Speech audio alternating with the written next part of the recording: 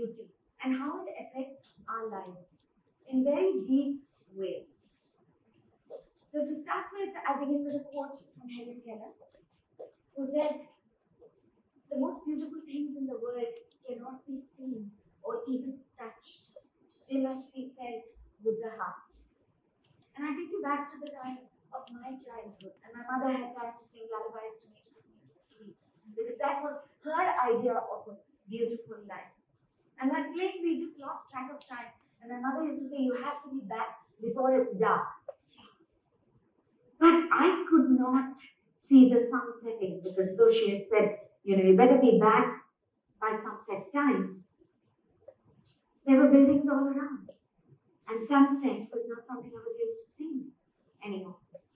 And so then that instruction changed, and it became, okay, come back home when the street lights come on. That was doable, and one would come home in time. But today when I talk of it, I realize that that was the time when the disconnect began for me. The disconnect from earth rhythms, the disconnect from circadian cycles, the disconnect from body rhythms. That was where it all began. It was in the 60s. And we were playing games like Labori, 7 tiles, or Stapu, we called it, hopscotch. Yeah? And if one of us got out, we were quick to put our arms flat on the ground and say, "Dharti maa ki kasam." We pinch our throats and actually say, "Dharti maa ki kasam." We were swearing by the earth, upon the earth mother. And that was one way of proving that, not our loyalties just to our biological mothers, but to this earth mother, with whom we felt a sense of belonging, without actually realizing it, without actually putting it in so many words. Well, those were the times when I think I was losing my milk teeth. We're talking of milk. Those were also the times when the milkman came home with the cow or the buffalo and milked the cow in front of us. That eventually changed when he was bringing the milk in cans. That too changed. The government started selling us milk in bottles, and we bought into all of it and took it in our stride, And eventually, I remember in those times, there would be calendars with pictures, because that was the idea of beauty. There were pictures of a mother breastfeeding her child. That image gave way to the symbolic representation of it.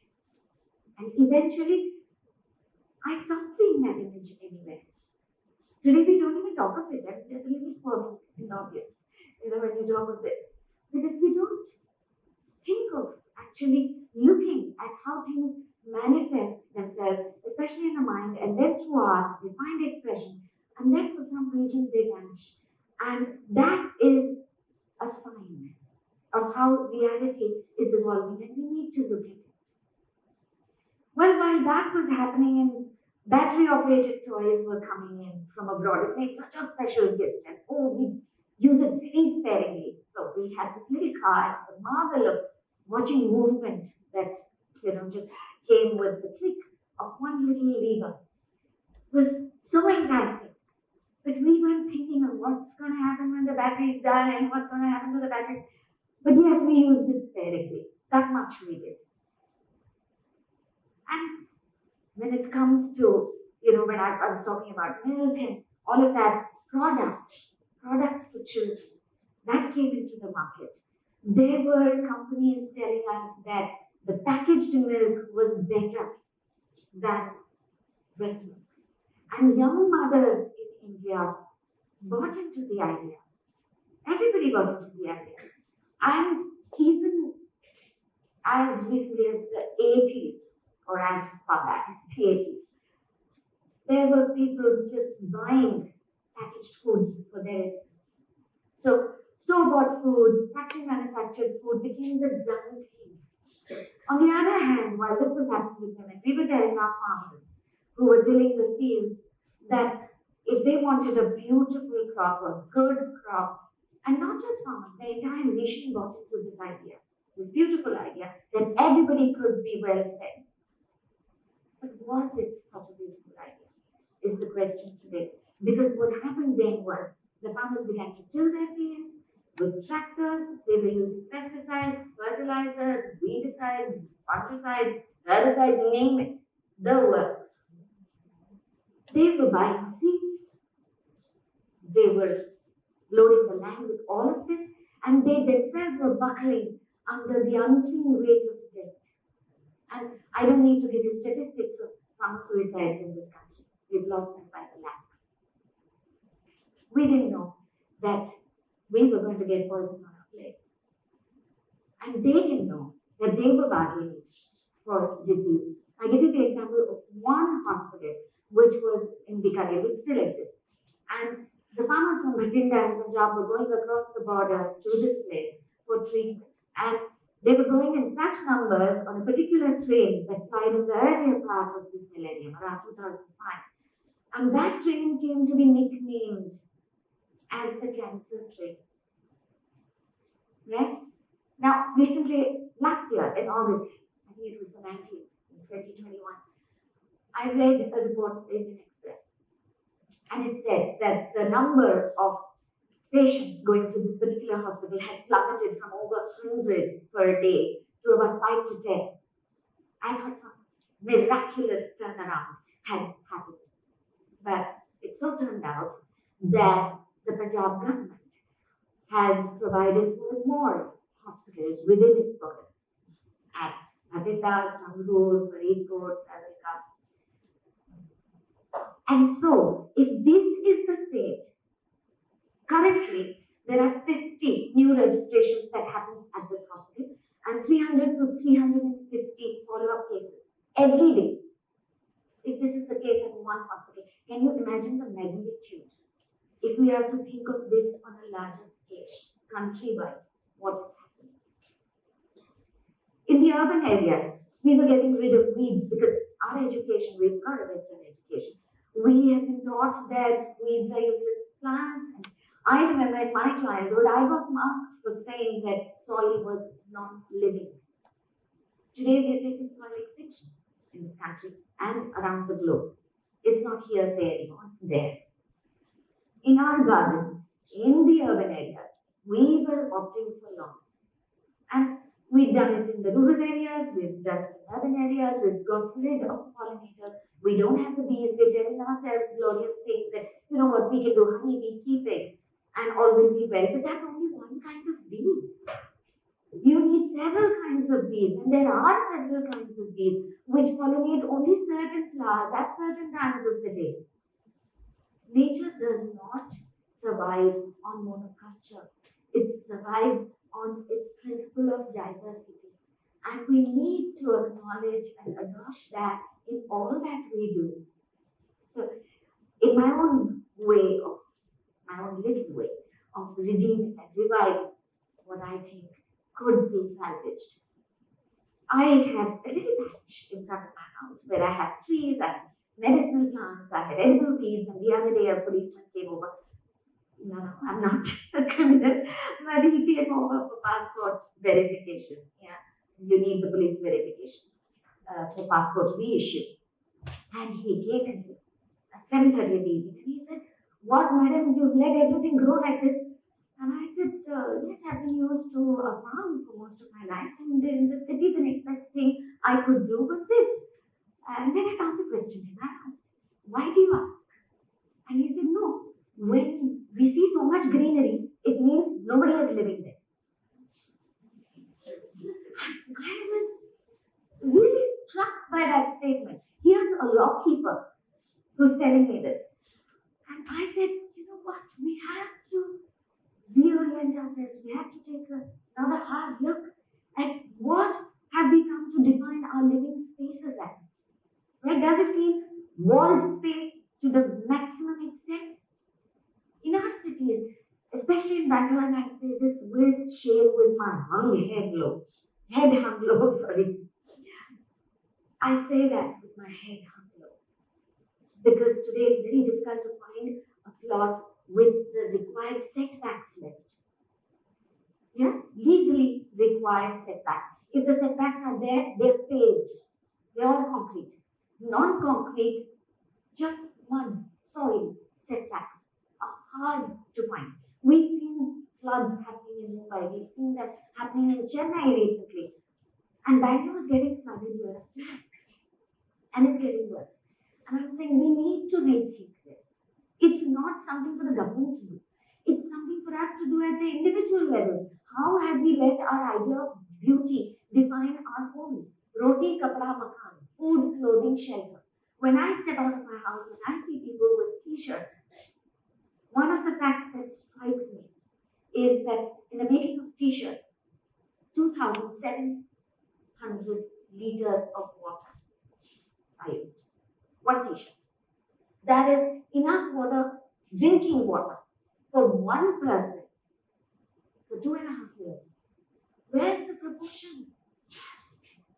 Nature has beauty, and beauty comes from proportion also. Yeah? Otherwise, nature rages. So, we need to look at these things. In the village, what has been happening is that I have conversations with women in the village very often. And one of the things I find is that they've given up cotton. They're using synthetic sarees, synthetic materials, not considering the air pollution it's causing, not considering any of the effects it's having on their health. I mean, these fabrics don't breathe.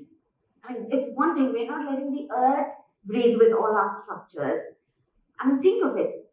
The pavements are paved, the roads are paved, the houses are paved everywhere, and now even in our clothing, we seem to be just shutting off all our pores, like we are the earth's pores that breathe. We need to think of this. So, what's been happening with that shift, right, from cotton to synthetics? One is the weavers are just leaving their trade, their art. Artisans are giving up their art, their craft. They're leaving their village, they're leaving their home. They're migrating. And the story that gets woven with this is that of internal refugees. These are not people who are coming from another land somewhere into the country. No, these are our very own people. We need to see what is happening with the very basic things in our lives. Food, clothing, shelter. Even if we look at just that, it could make a difference. Right? Because even the very water in our taps or the electricity in our homes, there is a price that's been paid by someone else, somewhere else within the country. Are we willing to look that way? It's very convenient to look the other way. But we are using these things all the time, they're in our face. What's happening with water in our taps is we have big dams, right? These big dams are known to displace people. There are studies. There was a study conducted for the University of Bielefeld in Germany, and the figures were at 50 million people. According to administrator, scholar, and the ex-secretary of India's Planning Commission, Dr. N.C. Saxena, the number of people displaced by big projects is nearly 50 million. Arundhati Roy asserts the similar figures in her essay, The Greater Good, the Greater Common Good. The cost, the human cost of big dams. We need to look at the price that is being paid, not just by us, but by others. There's a lot on our hands, but there's a lot in our hands also. In Europe, 4,984 dams are being removed. They have been removed. And a stretch of 25,000 kilometers of river is being restored to its free-flowing stream. Yeah? Because that's the only way to bring degraded lands back to their state of well-being. So we need to look at how has the idea of beauty, if we have an idea of a beautiful life, let's look at the little things that contribute to that life. Let's look at what are its repercussions. We can look at things in a much more civilized way. If we consider ourselves to be a civilized society, how come our garbage is being processed by somebody else. Tribal societies did not have the concept of waste. They did not waste anything. If we call ourselves civilized and cultured, then why is somebody else cleaning up garbage? Why are we not down to zero garbage? In all the products that we use and we design, right, from the designing stage, I would say we need to design the processes of production, marketing, packaging, consumption in such a way that they become not anthropocentric, but they become earth-centric. We need to see how things will be more regenerative, how they can be designed for durability, for repairability. We need to look at circular economies. And I don't want to sound like a saint, but what I'm wearing today is unironed. This was the little thing I could do in my life. Yeah, it's my idea of beauty, and it's about how one holds it with pride. It's not about, you know what, I don't iron my clothes. No. This is a statement I make to myself, and I think it's a statement worth sharing. I've worn what is given for the last 25 years, and believe me, this does not make me a saint of any sort of white the sinner, but if I've bought to give. And what I wear every day, I take it out, put it together, and I remember the people who gave it to me with love. And it's perfectly doable. It's not such a hard thing. And it does bring down consumption. We've got into the idea of reduce, reuse, recycle, but we seem to have skipped that first step of reduce. We need to reduce, and if need be, we need to refuse to use. Yeah? Beauty is not just about form. Beauty has to pervade everything beyond form. It has to pervade the processes of formation, function, fruition, even. And we have to make sure that we're aligned with nature's principles. We have to make things that are aligned with nature's sensitivity, things that are socially equitable, that are viable, not just for us, but on this planet. It's a beautiful place we have. Let's look after it. Let's reorient to do that. Thank you.